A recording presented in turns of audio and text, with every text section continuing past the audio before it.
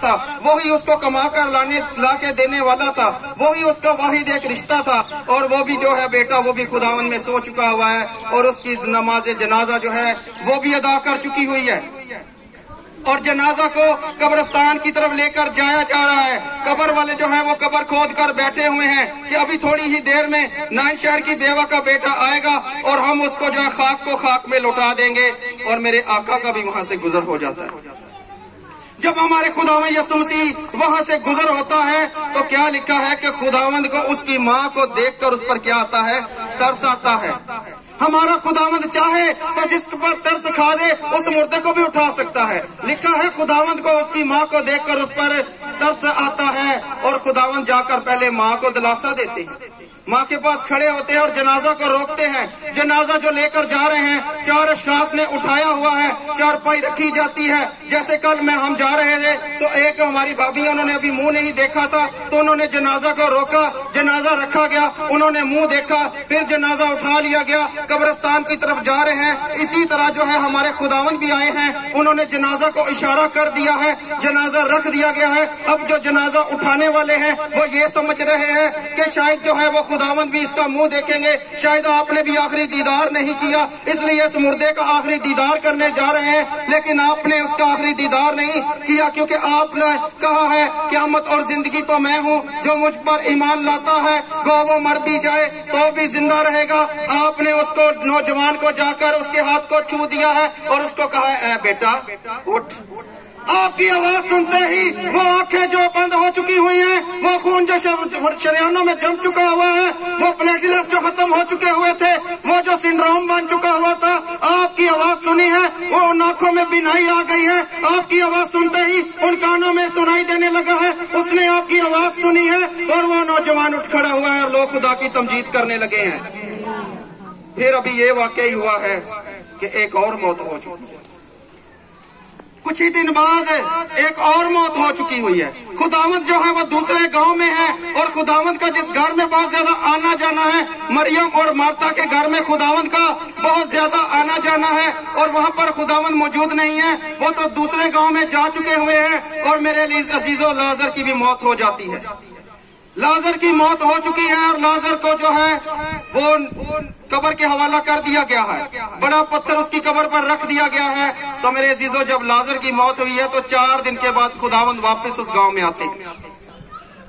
اب جو پہلے 2 موت، جیسے کل میں ہم جا رہے تھے تو ایک ہماری بھابھی، انہوں نے ابھی منہ نہیں دیکھا تھا تو انہوں نے جنازہ کو روکا، جنازہ رکھا گیا، انہوں نے منہ دیکھا، پھر جنازہ اٹھا لیا گیا، قبرستان کی طرف جا رہے ہیں۔ اسی طرح جو ہے ہمارے خداوند بھی آئے ہیں، انہوں نے جنازہ کو اشارہ کر دیا ہے، جنازہ رکھ دیا گیا ہے۔ اب جو جنازہ اٹھانے والے ہیں وہ یہ سمجھ رہے ہیں کہ شاید جو ہے وہ خداوند بھی اس کا منہ دیکھیں گے، شاید آپ نے بھی آخری دیدار نہیں کیا، اس لیے اس مردے کا آخری دیدار کرنے جا رہے ہیں، لیکن آپ نے اس کا آخری دیدار نہیں کیا، کیونکہ آپ نے کہا ہے قیامت اور زندگی تو میں ہوں، جو مجھ پر ایمان لاتا ہے گو وہ مر بھی جائے تو بھی زندہ رہے گا۔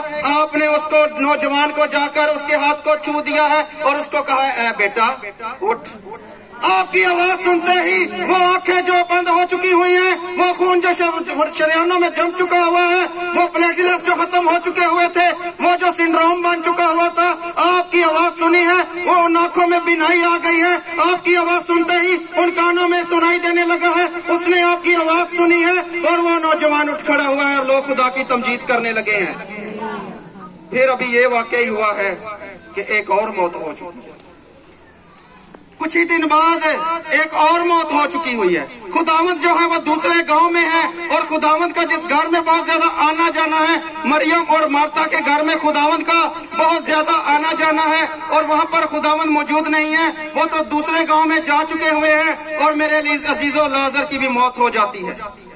لازر کی موت ہو چکی ہے، اور لازر کو جو ہے وہ قبر کے حوالہ کر دیا گیا ہے، بڑا پتھر اس کی قبر پر رکھ دیا گیا ہے۔ تو میرے عزیزو جب لازر کی موت ہوئی ہے تو 4 دن کے بعد خداوند واپس اس گاؤں میں آتے ہیں۔ اب جو پہلے 2 موت ہے وہ تو فوراً ہوئی، اور خداوند نے جو ہے ان کو فوراً زندہ کیا، لیکن اب جو 4 دن کا مردہ ہے، خداوند آتے ہیں، मार्था के पास। तो मार्था कहती है खुदावंद अगर तू यहाँ होता, काश, उसके अंदर बढ़ता काश लिखा नहीं, लेकिन उसके दिल के जो अंदर के जज्बात थे वो कहती है खुदावंद अगर तू, अगर का मतलब है काश तू यहाँ पर होता, काश खुदावंद तू होता मेरे पास, तो मेरा भाई जो है वो ना मरता। मेरा भाई तो सिसक के बीमारी से मर चुका हुआ है। और खुदावंद कहते हैं कि मार्था, क़यामत और जिंदगी तो मैं हूँ, जो मुझ पर ईमान लाता है तो वो मर भी जाए तो भी जिंदा रहेगा। और उसकी कब्र पर चलते हैं, तेरा भाई मरा नहीं बल्कि वो जी उठेगा। मार्था कहती है हाँ खुदावंद, मेरा ईमान है कि मेरा भाई क़यामत के दिन जी उठेगा। लेकिन मेरे खुदावंद क्या कहते हैं कि क़यामत तो मैं हूँ, तू किस क़यामत की बात कर रही है? मुकद्दस पौलुस रसूल कह रहे हैं कि भेद की बात बताने जा रहा हूँ, सब बदल जाएंगे। इस बात को खुदावंद यीशु मसीह ने साबित करके दिया है कि क़यामत मैं हूँ। आओ उस कब्र पर चलते हैं। तो मार्था क्या कहती है कि खुदावंद अब क्या फायदा है उस कब्र पर जाने का? मुझे तो कोई फायदा नहीं नजर आ रहा।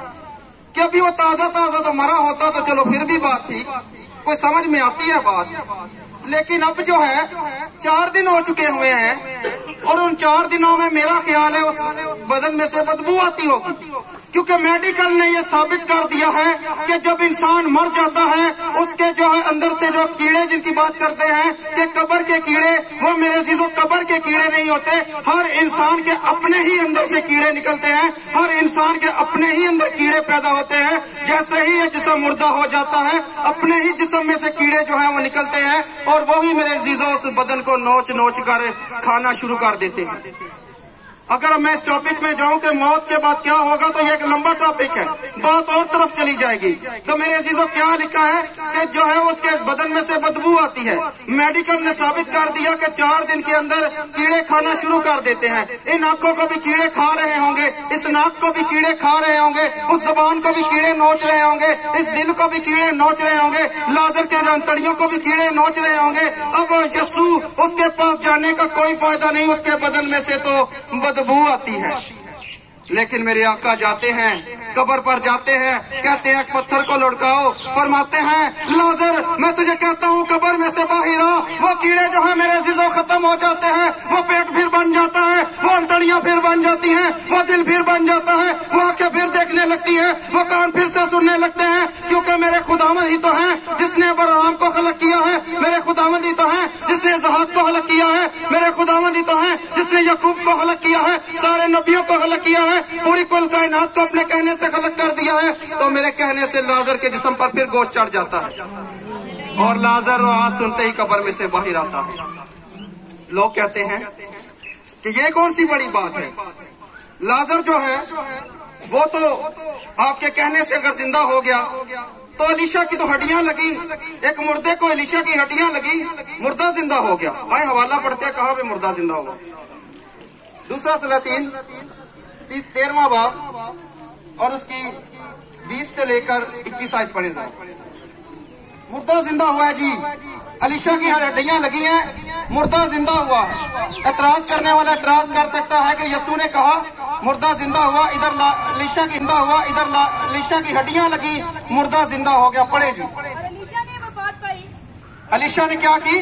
वफात पाई, एलीशा की वफात हो गई है और उसको एलीशा को क्या कर दिया गया? दफन कर दिया गया।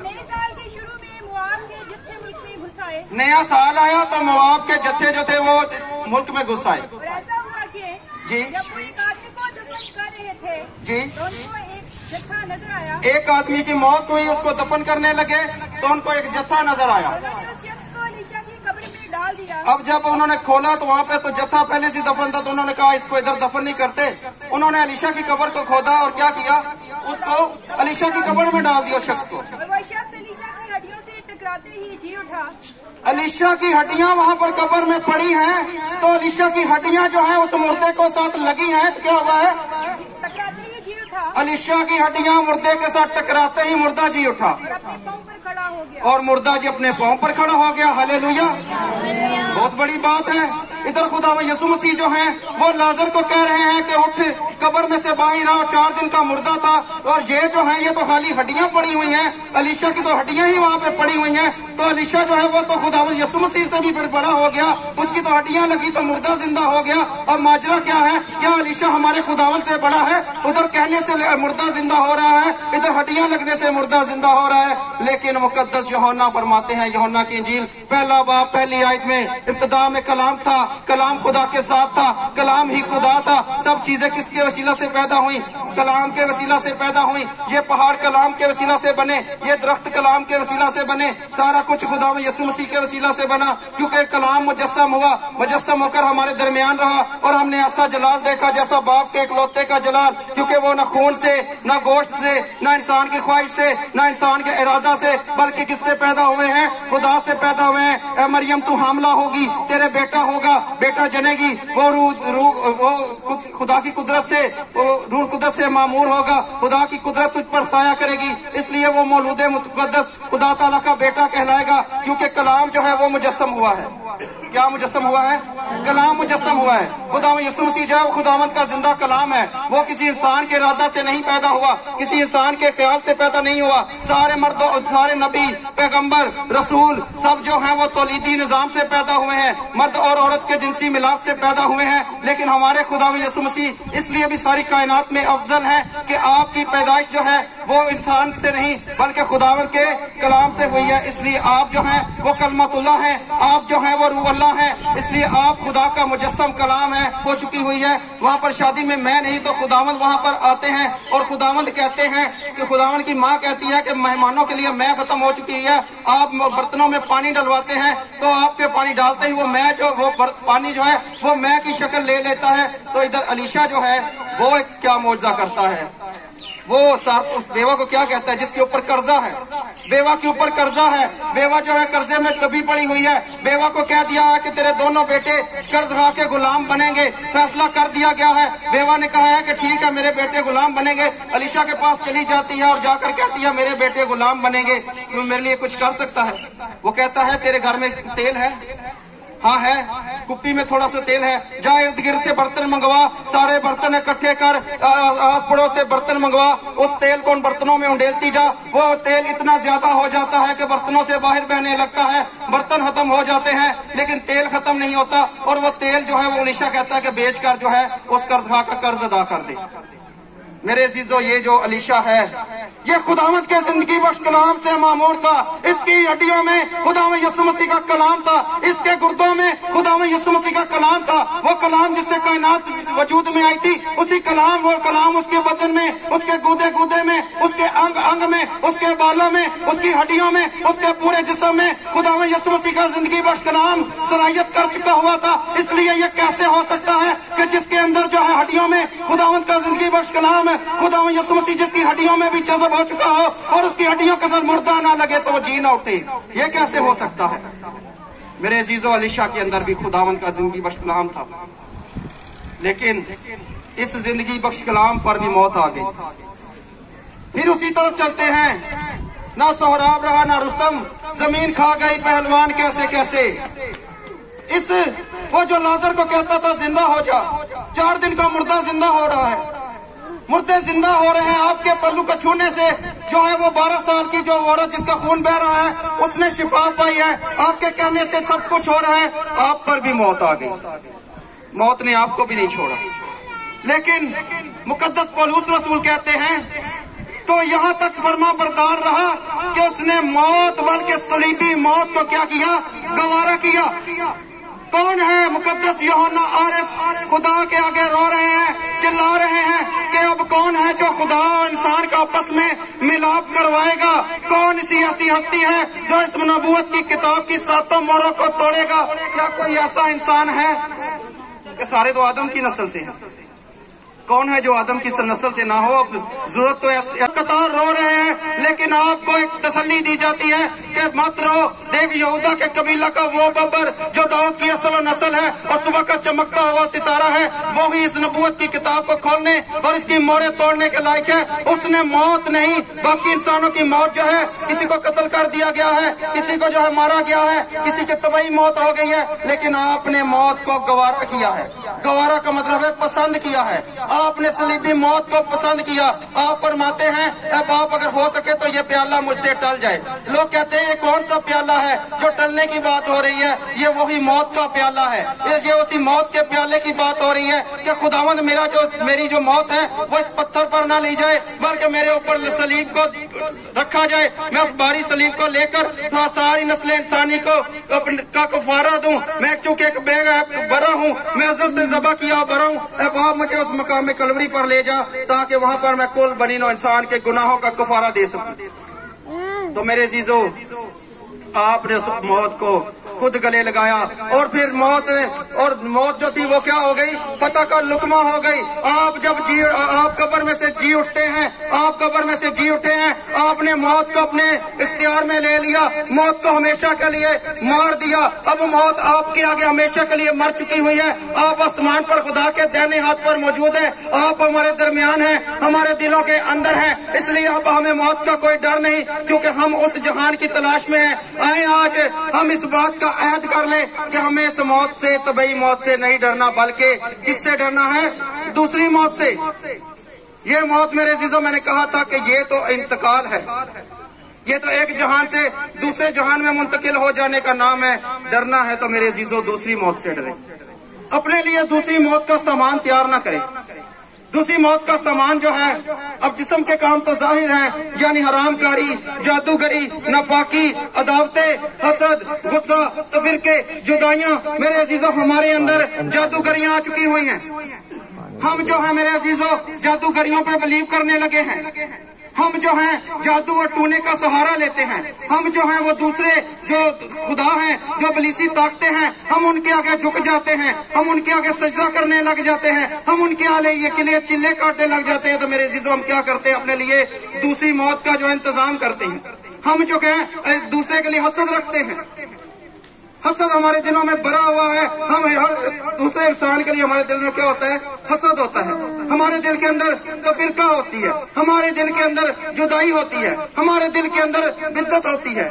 मेरे अजीजों, खुदावन ने कहा ऐब जोई ना करो, मौत का इंतजाम कर रहे हैं।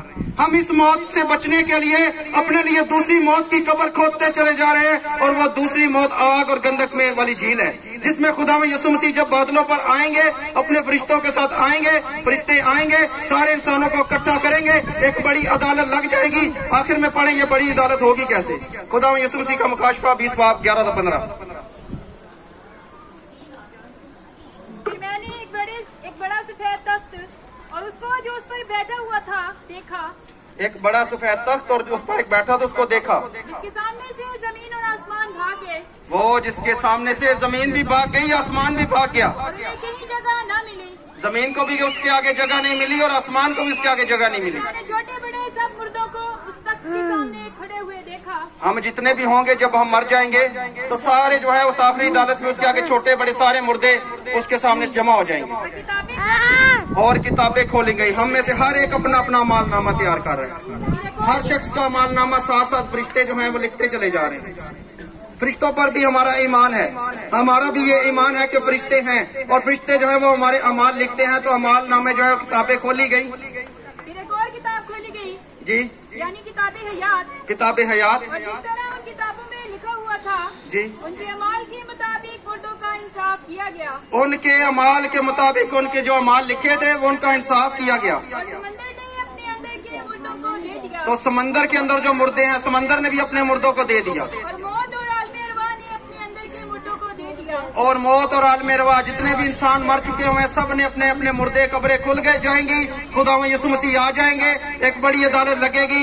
ये जितने भी बदन हैं, ये जितनी भी कब्रें हैं, ये जितनी भी हड्डियां हैं, जो हड्डियां मिट्टी में मिल चुकी हुई हैं, इन पर फिर नसें चढ़ जाएंगी, इन पर फिर गोश्त चढ़ जाएगा, इनके अंदर रूहें फिर से आ जाएंगी और वो सारे बदन खुद सामने खड़े हो जाएंगे। और क्या होगा? मौत और आलम रवा ने भी अपने मुर्दों को खुदावंद के आगे हाजिर कर दिया। उसको पानी दो भर के। हर एक के अमाल के मुताबिक क्या किया गया? इंसाफ किया गया। और मेरे अजीजों, मौत और आलम इरवा दोनों को क्या कर दिया जाएगा? आग और गंधक की झील में इब्लीस के साथ, उसके फरिश्तों के साथ और उन लोगों के साथ जिन्होंने घिनौने काम किए होंगे, जिन्होंने जो है वो दावतें रखी होंगी, जिन्होंने जादूगरियां की होंगी, जिन्होंने जो है हसद किया होगा, जिन्होंने बोगस किया होगा, जिन्होंने लड़ाइयां की होंगी, जिन्होंने फसाद किए होंगे, जिन्होंने चोरियां की होंगी, जिन्होंने ज़ना किए होंगे, वो सब के सब जो है वो आग और गंधक की झील में डाल दिए जाएंगे। और ये आग और गंधक क्या है? ये आग की झील, ये दूसरी मौत है। मेरे अजीजों, हमारी बेटी जो है वो एक सब जो है वो आग और गंधक की झील में डाल दिए जाएंगे। और ये आग और गंधक क्या है? ये आग की झील, ये दूसरी मौत है। मेरे अजीजों, हमारी बेटी जो है वो एक जहान से दूसरे जहान में मुंतकिल हुई है, लेकिन मेरे अजीजों इस दूसरी मौत से बचे। खुदावंद हम सबको तौफीक दे कि हम इस आग और गंधक की झील से बचे। आमीन। पाक कलाम के पढ़े और सुन जाने पर खुदा की बरकत।